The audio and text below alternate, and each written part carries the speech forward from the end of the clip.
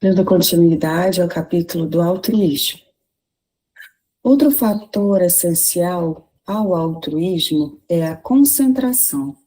Nele, sem cujo contributo a mente se desvia, abrindo brechas para que se instalem ideias pessimistas, desanimadoras. Centralizar o pensamento na ação altruística permite o estabelecimento de um programa eficiente, graças ao qual se delineiam técnicas que se logram recursos para executá-la. A concentração amplia os horizontes enquanto fortalece o íntimo, por facultar o intercâmbio de energias superiores que passam a vitalizar o indivíduo, renovando-lhe as forças quando em exaurimento, especialmente no mistério altruístico.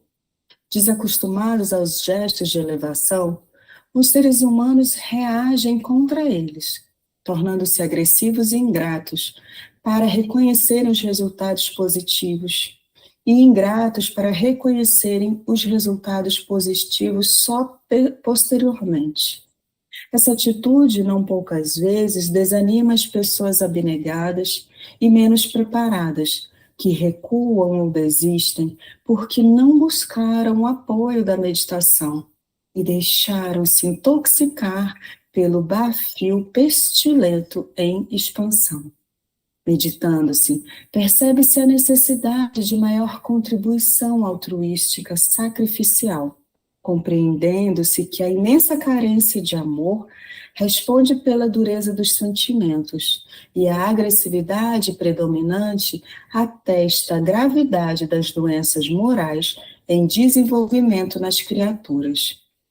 A meditação amplia a visão a respeito do mal, ao tempo em que equipa o ser humano de lucidez, fornecendo-lhe os instrumentos próprios para cuidar desse adversário cruel. A arte da concentração é uma conquista valiosa e demorada, que exige cultivo e exercício a fim de responder de maneira eficiente às necessidades emocionais dos seres humanos. Habituado a concentrar-se nos fenômenos que decorrem das paixões ou sensações mais fortes, tais como o desejo, o ciúme, o ódio, o ressentimento, a sensualidade, a gula, os vícios em geral, quando se trata das aspirações mais elevadas e sutis.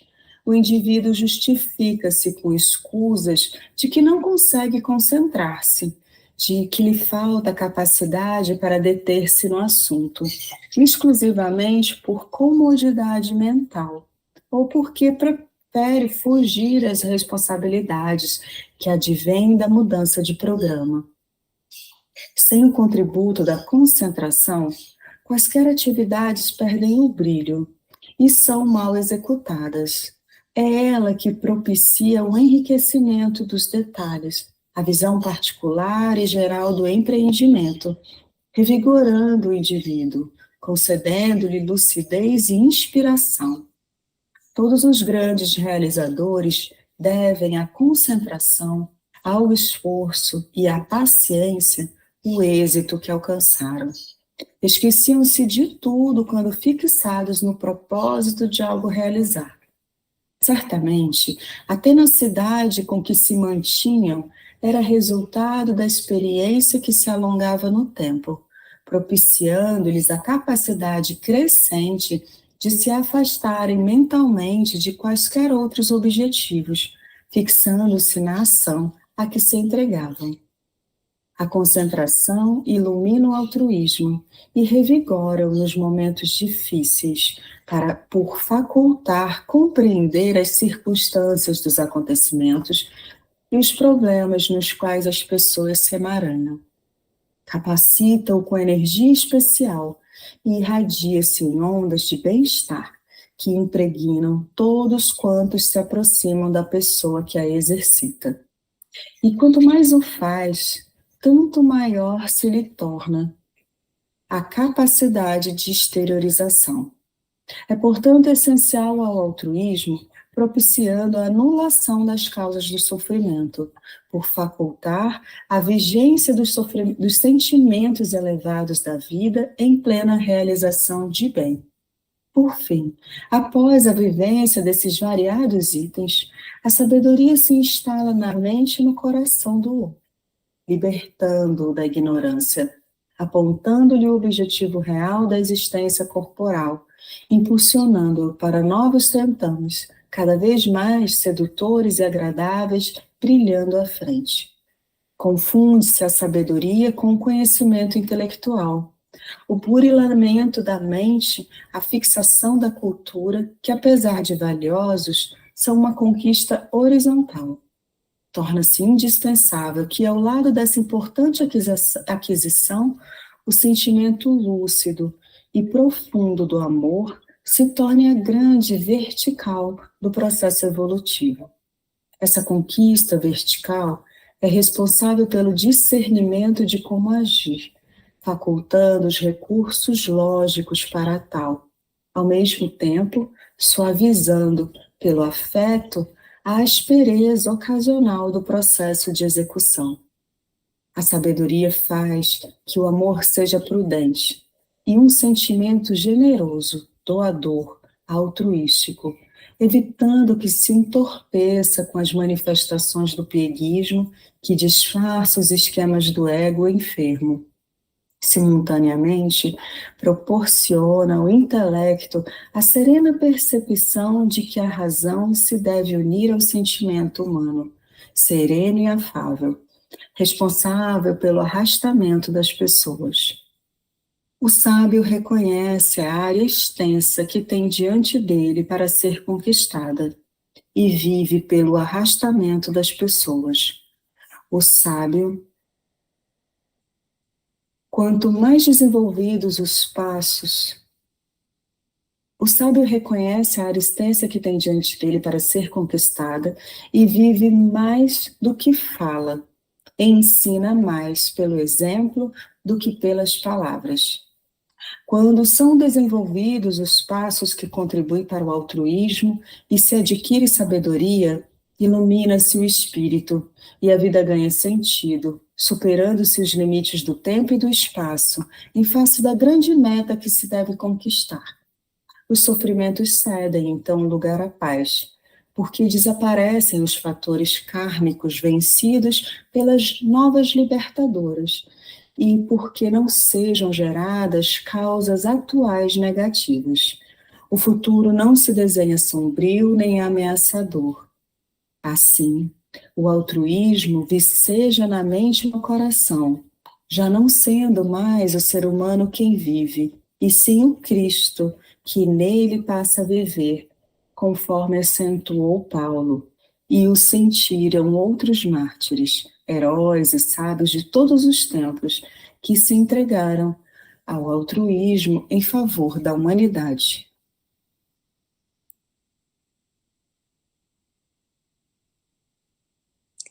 O Ina, tem uma parte que ele fala, eu queria, se pudesse, eu não sei, pieguismo do ego doente.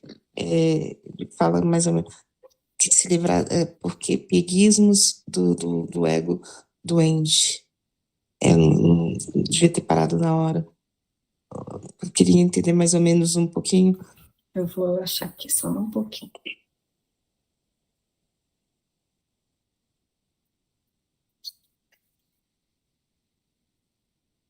Aqui. A sabedoria faz que o amor seja prudente e um sentimento generoso, doador, altruístico, evitando que se entorpeça com as manifestações do pieguismo que disfarça os esquemas do ego enfermo. Eu achei essa frase bem interessante, porque, de alguma forma, acho que estamos vivendo muito esse momento. Porque a gente acaba vivendo o nosso ego está tão assim enfermo que eu vejo assim que fica essa coisa meio esse amor piegas no sentido piegas no sentido de, não é piegas fica meio pesado, né? Mas assim, essa busca desse amor que não é o verdadeiro, e a gente fica meio raso nessa busca, e mostra mais um doentio nosso do que essa busca realmente desse amor, né? Eu tenho pensado muito nisso, quando fala lá, né? Amar a Deus sobre todas as coisas, amar ao próximo como a si mesmo, maior mandamento. E como que a gente ama, né? E como que a gente ama a Deus, né? E aí eu pensei nisso, de como que a gente, esse amor, e aí ele fala desse pieguismo que a gente tá, às vezes, do ego doente que tá. Eu não sei. Eu achei essa frase interessante.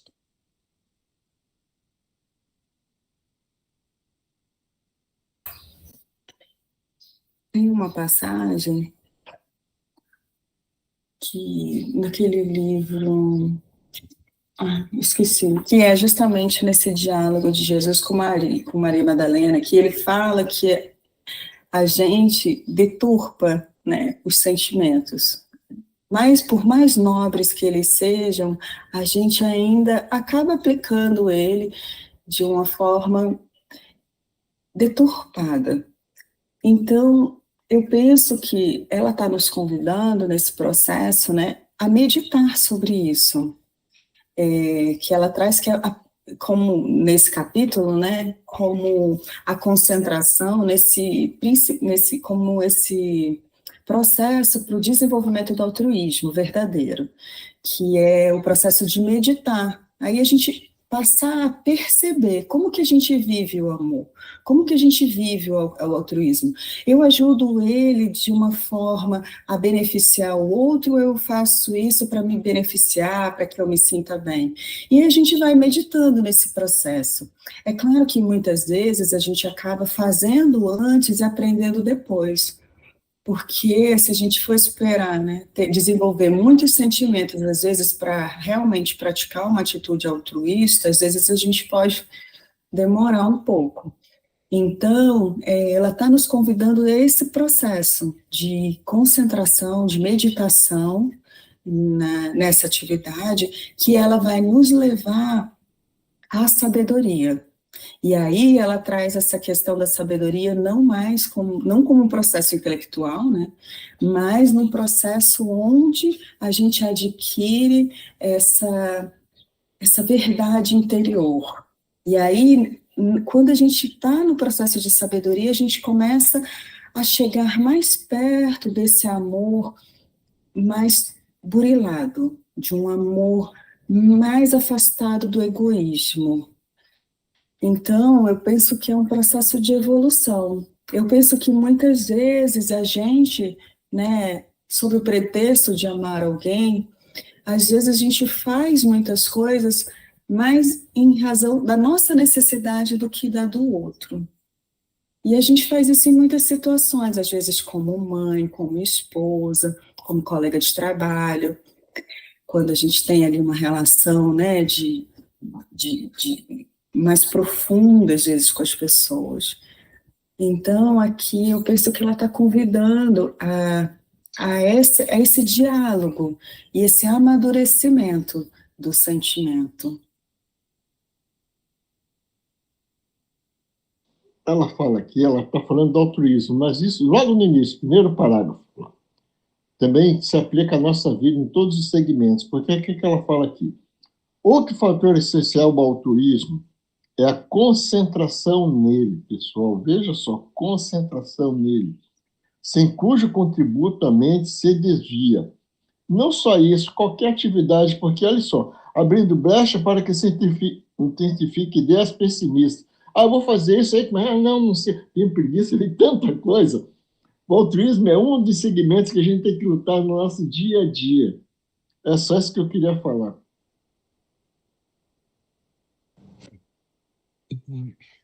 Esse ponto da concentração, eu achei muito interessante como ela foi trabalhando, porque E eu vou primeiro colocar com relação ao outro.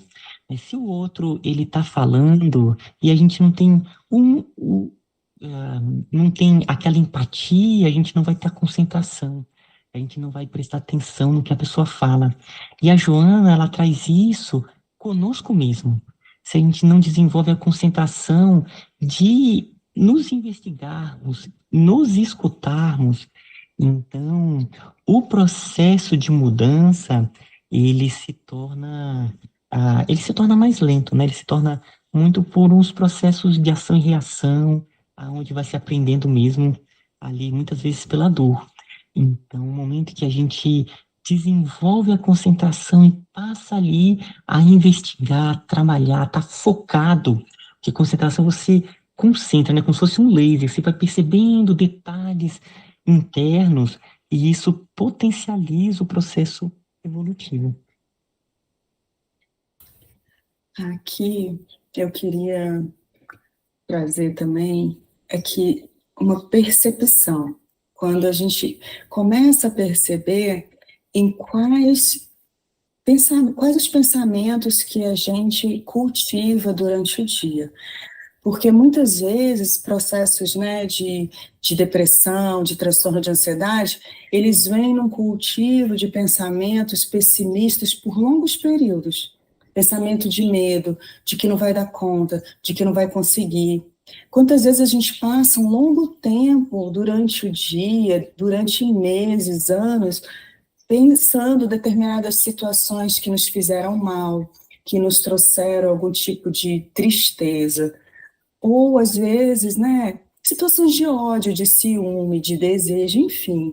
Então, aqui ela está nos convidando a perceber onde que a gente tem ficado concentrado, em que a gente está se concentrando. E aí ela nos convida a concentrar também em paciência, em disciplina, se concentrar no esforço de mudar o pensamento, se concentrar no esforço de pensar diferente, às vezes, de como a gente está acostumado a pensar. Então, esse processo é uma construção realmente, e é uma construção interna. E aí ela está nos convidando a isso, porque quando a gente começa, por exemplo, a buscar a concentração em sentimentos elevados, na conexão com Deus, buscar fortalecer a nossa conexão com a esperança, com sentimentos altruísticos, com o altruísmo em si, a gente começa a se fortalecer internamente.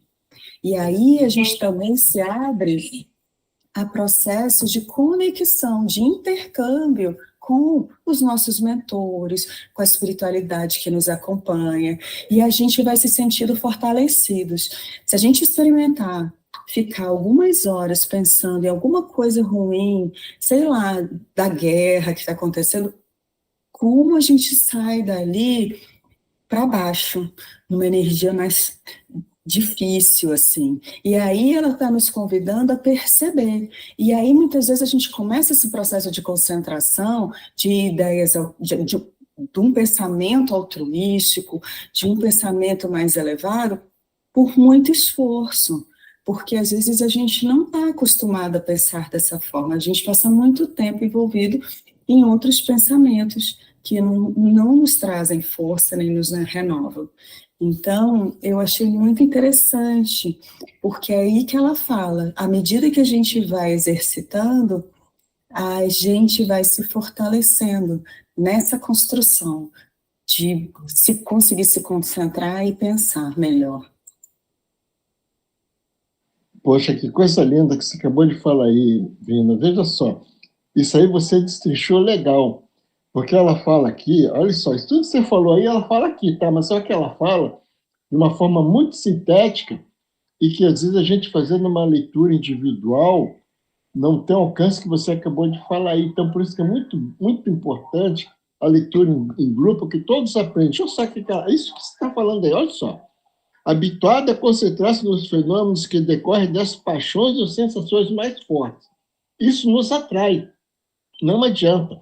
Tais como desejo, ciúme, ódio, o ressentimento, a sensualidade, a gula, os vícios em geral, Quando se trata das aspirações mais elevadas e sutis, o indivíduo justifica-se com escusas. Tal, eu não consigo, tal, essa confusão toda, tudo você acabou de falar aí. De que não consegue concentrar-se, que lhe falta capacidade para deter-se no assunto, exclusivamente por comodidade mental, ou porque prefere fugir às responsabilidades. Ela vai diretamente na ferida, não tem como, que advém da mudança de programa. É isso só, tudo que você falou, ela fala aí, muito lindo. É isso aí, muito obrigado.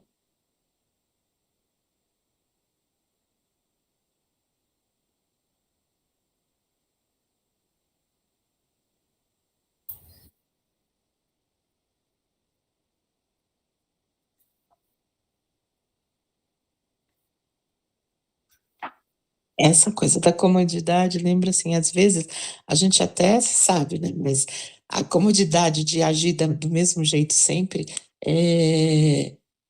faz com que a gente, igual assim, às vezes você está, né, num processo, numa briga, numa discussão, marido, tal, isso, aquilo, aí você sabe que você tem que tomar um outro tipo de conduta e tudo, mas aí você fala, não, só hoje eu vou esquecer desse negócio e vou continuar aqui brigando, eu falo assim, né, no meu processo. Mesmo às vezes sabendo que, mesmo assim que às vezes naquele momento você tem uma consciênciazinha, mas a comodidade, o hábito, isso tudo, aí você acha melhor ir pelo caminho né, do conhecido do que fazer esse esforço que vocês falaram. E é interessante, né? Amanhã eu volto a tentar. Mas e aí a gente, de novo, escorrega. Nesse ponto da concentração, aqui embaixo tem um parágrafo que eu achei bacana. Não, ixi, passou. Volta a ler ali mesmo. Aí. Eita, agora passou de novo. Mais um pouquinho. Aí. Todos os grandes realizadores devem à concentração, ao esforço e à paciência o êxito que alcançaram. Esqueciam-se de tudo quando fixados no propósito de algo realizado. E aí me veio a lembrança do Paulo de Tarso, porque é um aspecto que ele adquiriu já de muitas vidas, essas questões da concentração, do esforço, ele tinha uma perseverança imensa. E a gente vê, primeiro ele como Saulo, quando ele estava ali no farisaísmo, ele acreditava tanto que ele tinha uma profunda entrega, uma concentração, um foco ali nos ideais do farisaísmo. Todo aquele trabalho, aquele esforço, aquela energia, e no momento em que ele tem um encontro com Cristo, aquele despertar do Cristo interno, do aspecto espiritual, uma mudança de caminho totalmente, totalmente diferente, 180 graus. E, e mesmo assim, a partir daí, ele se concentra e ele tem a vida toda trabalhando de uma maneira extremamente perseverante, com uma paciência, porque era de vila em vila, povoado em povoado, ia fundando núcleos, ia se comunicando através de cartas. Então, esse aspecto da concentração, do esforço, da paciência, me veio muito forte esse exemplo do Paulo de Tarso, sabe? E é interessante que aqui no final ela coloca, né, uma passagem do Paulo, quando ele já diz que não é mais ele quem vive, mas quem vive é o Cristo que é nele. Só que numa das cartas a Romanos ele escreveu: pois não faço o bem que quero, mas justamente o mal que não quero fazer é o que faço. E aí ele está falando do esforço, porque se ele fala, mas se faço o que não quero, já não sou eu quem faz isso. Aí eles usam um termo daquele momento, mas o pecado que vive em mim é que o faz. E aí ele está nesse processo de diálogo com ele, buscando se aperfeiçoar. E é isso que a Diva trouxe, né? Às vezes a gente quer fazer o bem, a gente até conhece a forma de fazer, mas a gente vai lá e faz justamente aquilo que não era para fazer. E aí a gente vê como é bonito esse processo, que é o nosso processo, é a vida de Paulo, como ele foi se trabalhando, e ele se esforçou, e ele se dedicou. Não foi algo que surgiu do nada, mas no final ele pôde dizer que já não era ele quem vivia era o Cristo, que é essa passagem que a Joana nos traz, né, como um processo da evolução, do que a gente está passando como seres, né, em evolução. Então, é bem bonito você ter lembrado essa parte.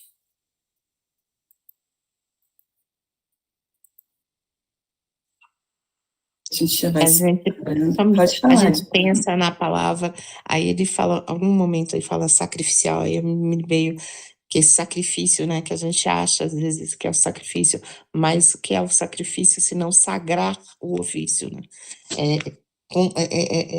Dar sentido sagrado ao ofício e ao sacrifício. Mas aí a gente tem essa coisa como um pesado porque exige esforço às vezes, né? E é o que ele fez. Ele, né,